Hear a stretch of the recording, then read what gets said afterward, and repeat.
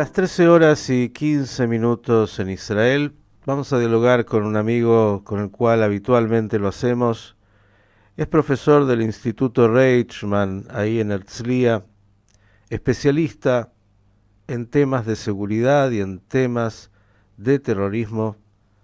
Y claro, mientras se están desarrollando las batallas en un momento tan duro, claro, vendrán luego las comisiones de investigación, pero es necesario saber qué es lo que ha pasado.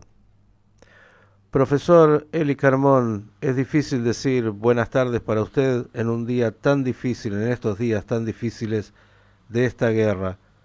Queremos escucharlo, ¿cómo le va? Buenas tardes.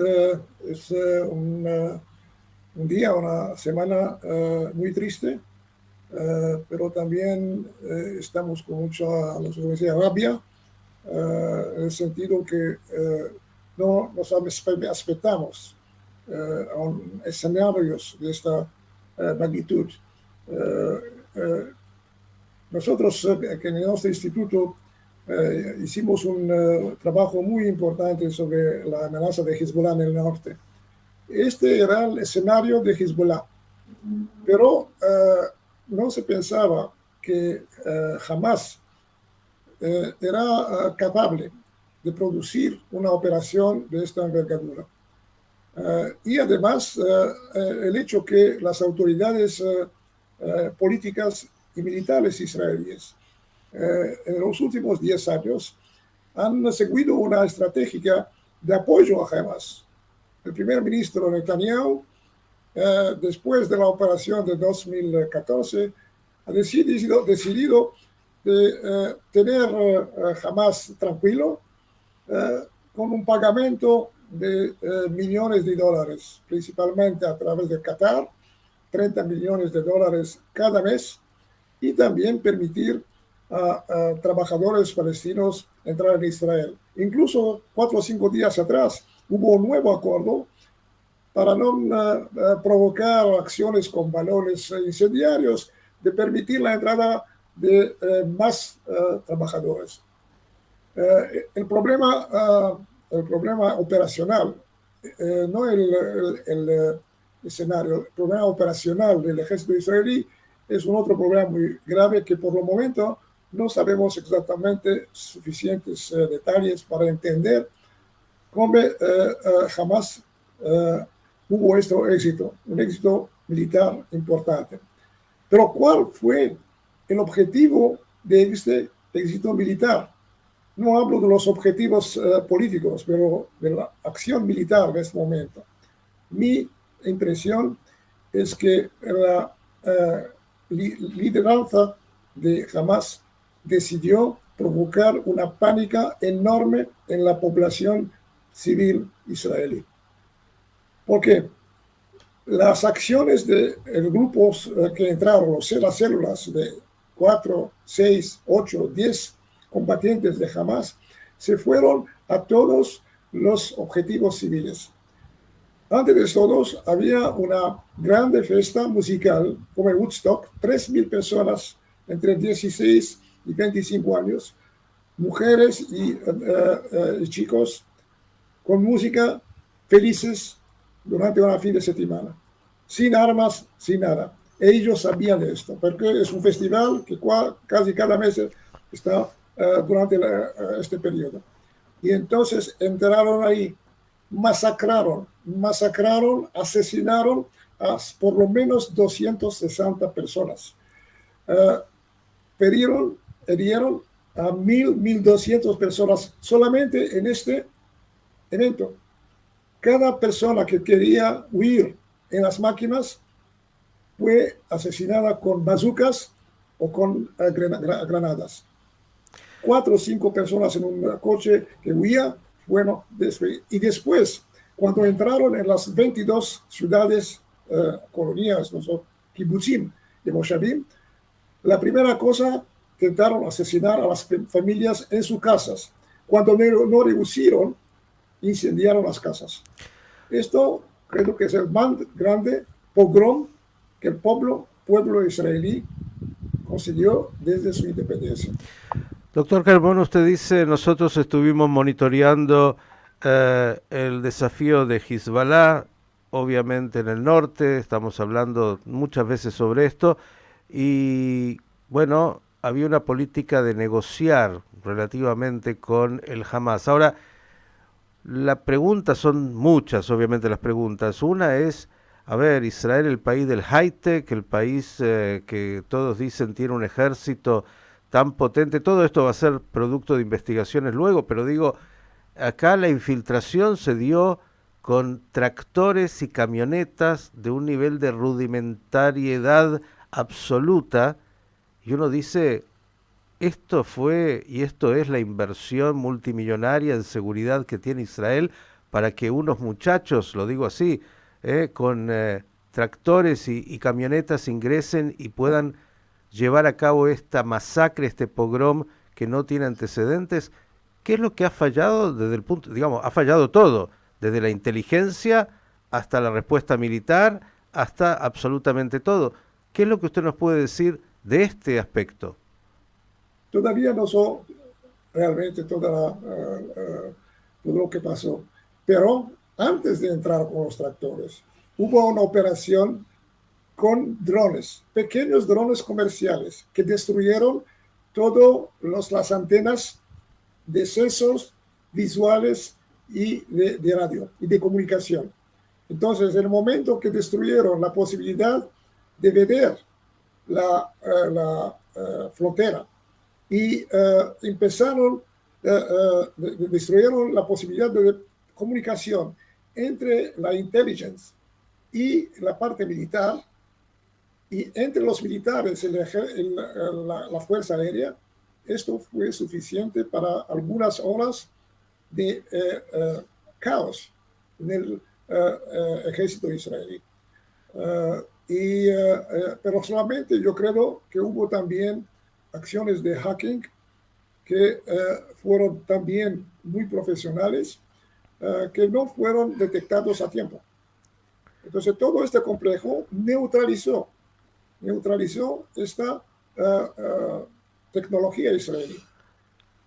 En el cuadro de esta barrera, yo siempre fui contra las barreras, tanto en la Cisjordania como acá.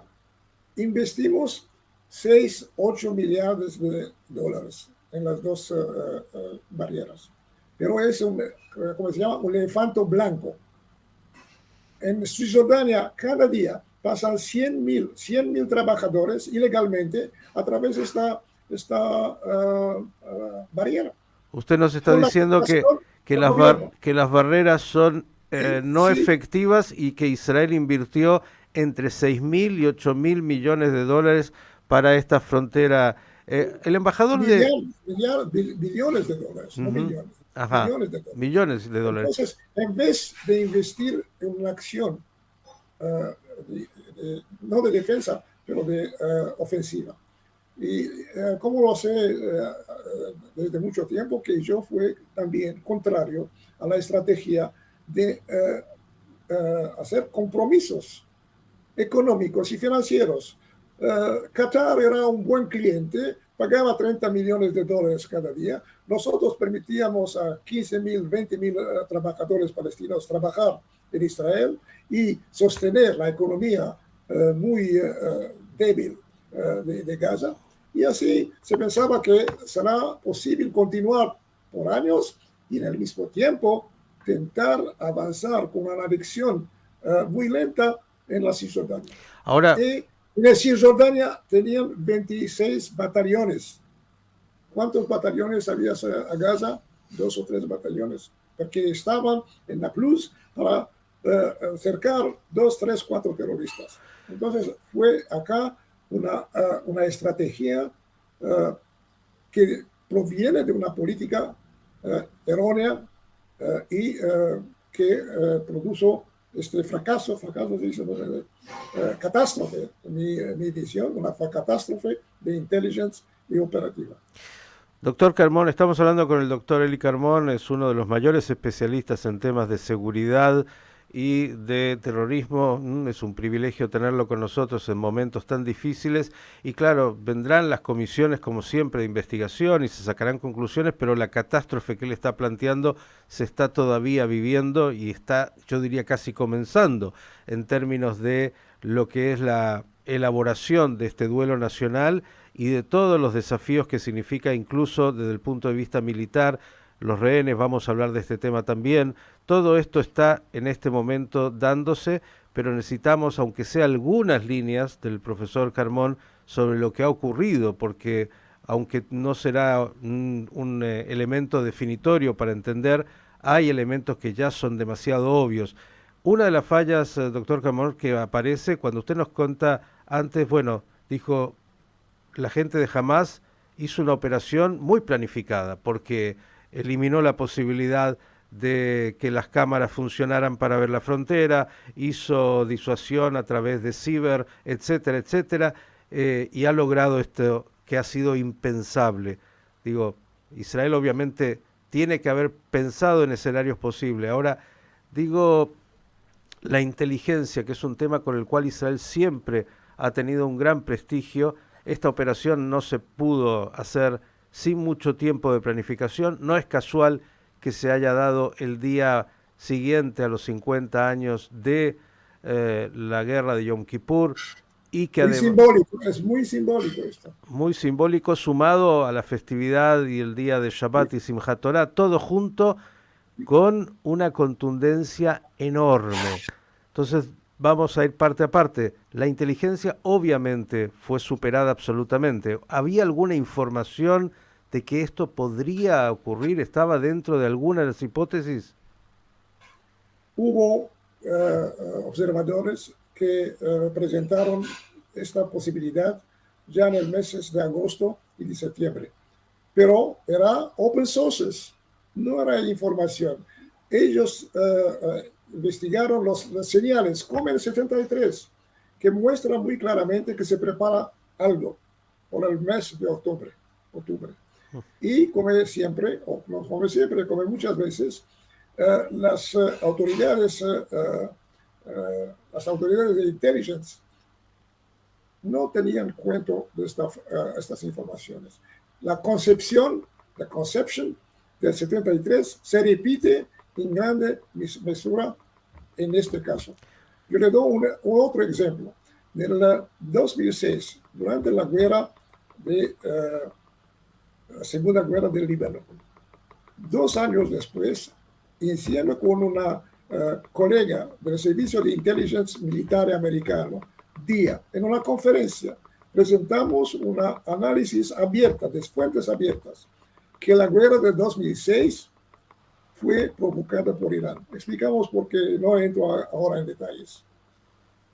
Un año después de la guerra, en una conferencia con el jefe de la Intelligence Militar, el jefe de la recerca de Intelligence, que está activo hasta hoy precisamente, presenté esta tesis. Y me dice, no es posible. Guarda que Nasrallah dijo que sabía que había esta guerra, no haber preso y prisioneros. En 2019, general Qasem Soleimani, el jefe del Quds Force, la fuerza Quds, en 2 entrevistas, dijo que durante todos los 34 días de la guerra fue con Nasrallah dentro del comandamiento y casi murió en un ataque de un bombardeo israelí. Ellos conducieron la guerra. Entonces veremos que post factum también se puede demostrar que la evaluación de este momento era el mismo con la segunda intifada. Era claro que Arafat empezó la segunda intifada. Declaraciones de su gente que trabajaban con él. El servicio de inteligencia militar dijo, no, está algo que jamás algunos grupos de Fatah son responsables, no Arafat. Lo que usted nos ha dicho es muy contundente, muy importante. Existía información de que algo se estaba preparando para octubre. Repite, como usted dice, otras situaciones en las cuales la inteligencia ha minimizado la información y bueno, las consecuencias están muy claras, esta masacre, esta terrible situación que vive hoy Israel. Vamos a ir al escenario.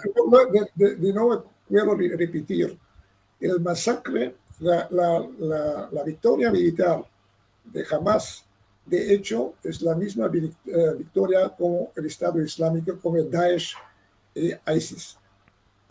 Panicar, tentar hacer miedo a muerte en todos los enemigos. Esto que hizo Hamas. Entonces, a mi parecer, ya hubo en el 2014 este escenario en Gaza, pero hoy día es claro que ISIS, Hamas son las mismas cosas.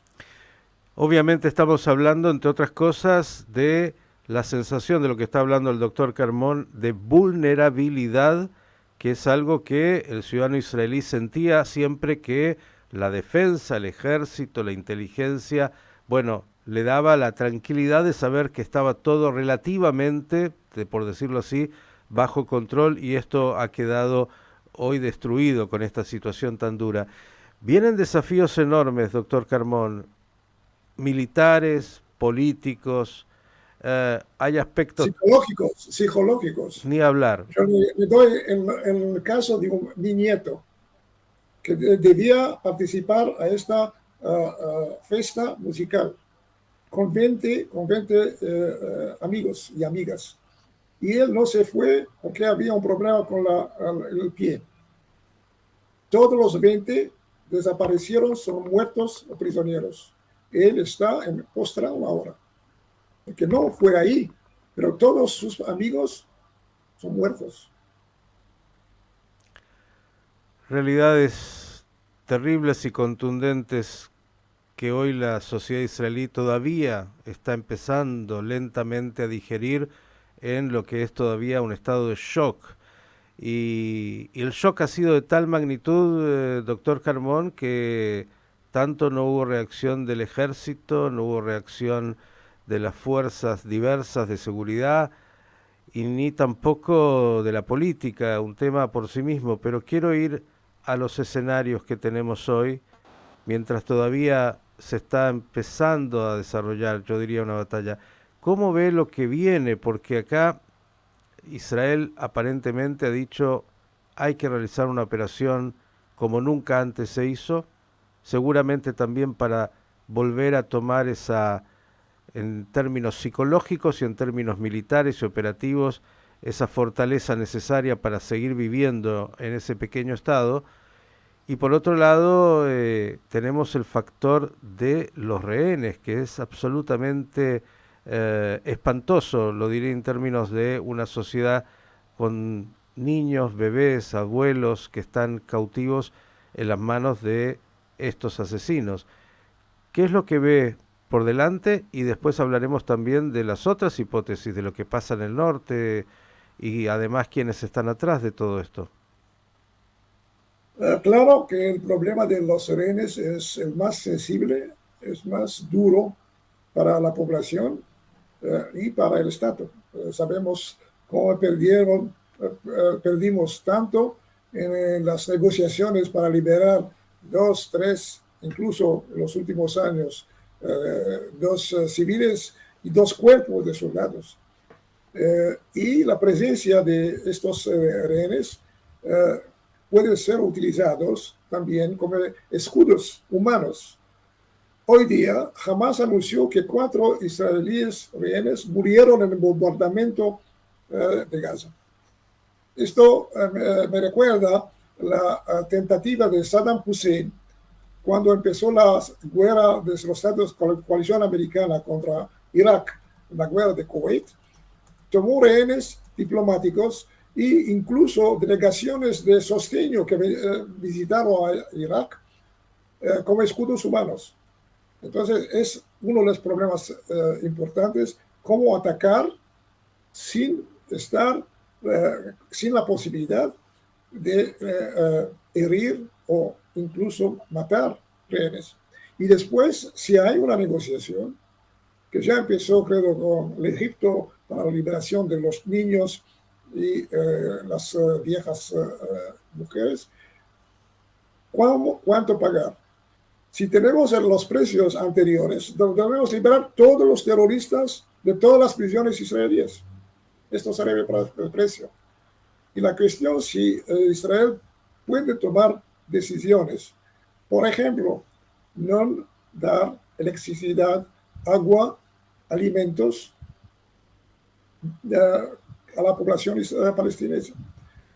En la guerra del 73, cuando Israel encercló a la tercera armada egipcia en el desierto, Henry Kissinger, un grande amigo de Israel, hizo presión sobre la primer ministra Golda Meir de dar agua a los soldados. Y entonces la señora Golda Meir dijo, ninguna gota hasta que no presentan que todos los prisioneros de guerra son vivos y que sabemos cuántos son y quién son. Y así pasó. Entonces debemos tomar tal vez medidas muy duras para cambiar la balanza. En realidad, doctor Carmón, usted lo sabe muy bien, todos los escenarios son malos, muy malos. Sí, sí. Y nada hace pensar que haya algo bueno por delante, por lo menos en el corto plazo. Ahora, digo, se habla de incursión terrestre, sabiendo que están estos rehenes, que son moneda no solo de canje, sino uno no quiere ni pensar. Usted ha sabido de quienes han estado cautivos en algún momento y las realidades que tienen que atravesar. Hablamos acá de bebés, hablamos de mujeres, hablamos de, bueno, todo tipo de personas que son las familias mismas de Israel, con lo que eso significa en el dolor interno y en la sociedad, y son muchos. Dicho esto, ¿cómo ve usted la operación militar por delante y qué es lo que se está hablando? Para destruir el poder militar de Hamas es absolutamente necesaria una acción terrestre. Yo escribí esto, como he dicho, en los últimos 12 años, y no solamente yo, hay también algunos generales que conocen muy bien la situación, que fueron comandantes de esta región, que se puede hacer sin ocupar Gaza, porque ocupar Gaza es un grande error. Pero será pagado un precio bastante alto. Pero si queremos terminar con el problema de Hamas, cambiar la situación, permitir a la autoridad palestinense prender de nuevo el poder en Gaza, con apoyo de todos los países árabes, Arabia Saudita,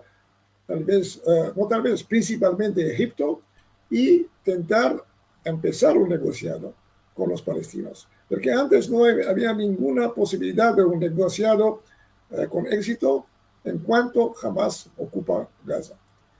Y vendremos si este gobierno o el próximo gobierno, que no sabemos todavía cuál será la próxima coalición, una coalición de unidad nacional, puede tomar estas decisiones muy duras, muy difíciles para todos.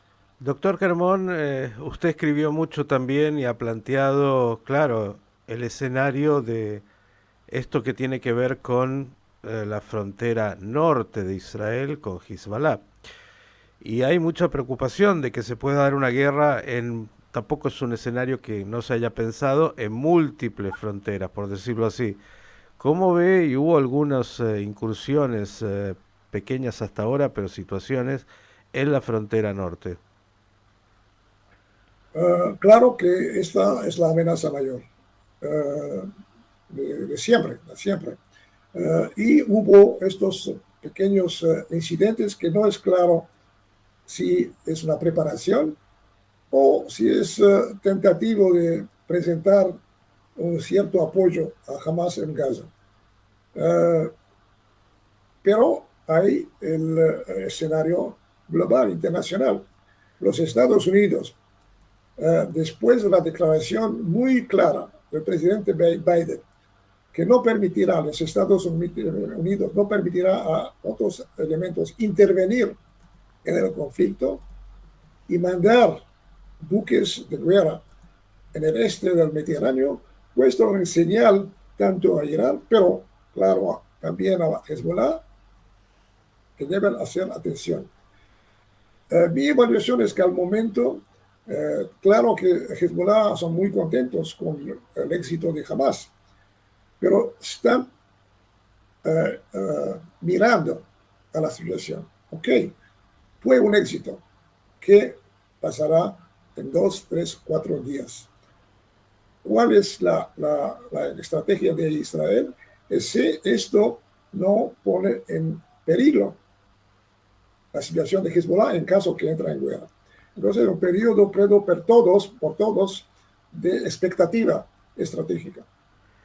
Un momento sumamente delicado. Creo que de los que usted ha pasado, y vamos a hablar de esto personal casi, uno de los más difíciles escenarios. Mire que usted ha pasado todas las guerras. Sí, el arsenal, el arsenal misilístico de Hezbollah, el arsenal de drones de largo alcance de Hezbollah, el arsenal marítimo, naval, muy importante de Hezbollah. Y también la fuerza terrestre, es la única fuerza terrestre que Irán tiene en la región. 25.000 combatientes de élite, que son ahora sobre nuestra frontera. Y 12 meses atrás, o 3 meses atrás, hicieron un show para mostrar que están capaces de penetrar nuestro territorio exactamente como jamás lo hizo. Esta es una fuerza que puede provocar daños muy importantes, estratégicos, no solamente a la población civil, pero también, claro, a la infraestructura militar y estratégica. Al mismo tiempo, pone en peligro la cualidad física del Líbano. Claro, antes de Hezbollah, pero del Líbano. Si estos elementos todavía influyen sobre la leadership de Hezbollah, no solo sobre Irán, porque Irán ve a Hezbollah como una entidad que debe recibir las órdenes y atacar cuando ellos necesitan. Pero no sabemos si realmente en el momento más crítico de su historia, el liderazgo de Hezbollah decidirá de poner en peligro físico grande parte del Líbano y su población. Vuelvo a la pregunta, ¿es el momento más difícil desde el punto de vista militar y de seguridad que ha tenido usted que enfrentar viendo la realidad en el mapa de Israel y de sus vecinos? Sin duda que es un periodo que Israel ha estado debilitado también en el cuadro interno. Y claro que tal vez esta debilidad de la unidad nacional en los últimos 9 meses ha provocado a Hamas, pero también a Hezbollah y Irán avanzar sus peones, sus estrategias para tentar a destruir a Israel. Pero creo que, de nuevo, en los próximos 2-3 días, Hamas pagará un precio alto y no será solo 2-3 días, será mucho más tiempo. Y si Hezbollah interviene, habrá que provoque una guerra que puede ser una guerra regional, pero que también puede poner en peligro la estabilidad regional para todo el mundo. La última por el momento, tengo muchas, pero esta me parece que es importante. Usted habló justamente recién, dijo, una guerra regional, mundial, siempre está ahí presente y es un peligro latente. Israel ha estado... Creo que no presenté el objetivo estratégico de Hamas en este momento, es de sabotar la normalización entre Israel y Arabia Saudita. Algunos días atrás, Ayatollah Khamenei, después de firmar un acuerdo con el líder de Arabia Saudita amenaza, critica el liderazgo saudí por esta estrategia de normalización, que también implica una alianza estratégica con Estados Unidos, un proyecto nuclear sobre el territorio saudí y una alianza también con Israel y los otros países sunitas más moderados. Este es el objetivo inmediato en este momento, porque el timetable es que hasta marzo, abril, acuerdo de normalización puede decidirse o puede ser firmado antes de las elecciones en los Estados Unidos, que puede influir la presidencia, la futura presidencia del grande poder mundial. Qué importante que lo trajo esto, obviamente, casi uno lo da por obvio, pero es fundamental Sí. entender el contexto y de alguna manera, claro, algunos dicen los palestinos, ahí hay tantas divisiones, pero dicen no hay acuerdo sin que nosotros participemos de ese acuerdo. Algunos otros dirán jamás no quiere ningún acuerdo, no importa si participan o no, porque ha quedado claro que las negociaciones con Hamas tampoco han surtido efecto, todos estos elementos y muchos más en una complejidad enorme. Pero hablábamos de los factores justamente externos. Siempre está Irán, obviamente está Irán, pero hoy Irán tampoco está solo. Irán es un socio, entre otras cosas, de Rusia y de China, y son factores que están jugándose en el mapa geopolítico internacional. Esto hay que también tenerlo claro, y uno se pregunta, ¿qué está pasando con los otros actores y cuánta importancia tendrá desde el punto de vista de la negociación para resolver esta situación puntual y reordenar, si se puede decir así, el mapa, la negociación que Israel y los Estados Unidos puedan sostener con las otras potencias que tienen ahí realmente incidencia? Sin duda, los rusos son interesados en una crisis acá en el Oriente Medio, con un aliado importante de los Estados Unidos, cuando hay la guerra de los Estados Unidos y de la OTAN en Ucrania. Los chinos tal vez no son involucrados muy militarmente, pero económicamente, aunque diplomáticamente, ellos fueron los mediadores del acuerdo Irán-Arabia Saudita. Entonces pueden perder esta ventaja si hay una normalización entre Israel y Arabia Saudita. Pero quería dar un ejemplo muy claro, cómo Hamas está intentando sabotear a Arabia Saudita.